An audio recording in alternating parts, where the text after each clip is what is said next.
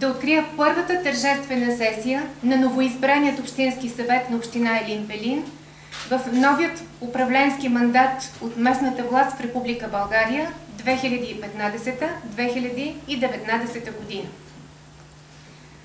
Уважаеми госпожи и господа народни избранници, уважаеми господин Симеонов, позволете ми преди да стартираме заседанието на първата сесия на Общински съвет да се обърна към вас. На 25 октомври и съответно на 1 ноември 2015 година Вие получихте най-високият кредит на доверие от вашите избиратели. Приемете това високо гласувано ви доверие като заслужена награда за положените усилия и за постигнати успехи.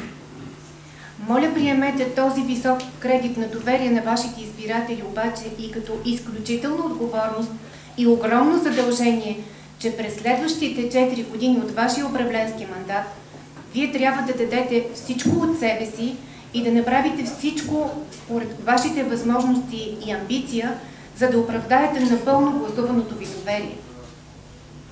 Пожелавам ви здраве, пожелавам ви сили и неизчерпаема енергия, за да творите всеки ден от вашия 4-годишен мандат, да творите в посока само напред и нагоре, да преобразявате община Елин Пелин и населените места в общината в по-красиви, по-благоустроени, проспериращи и с европейски вид населени места в Република България и да работите в посока осигуряване благоденствието и благополучието на всички жители на община Елин Пелин.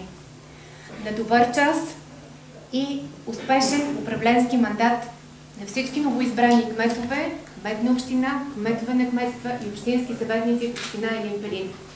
Честито и успех!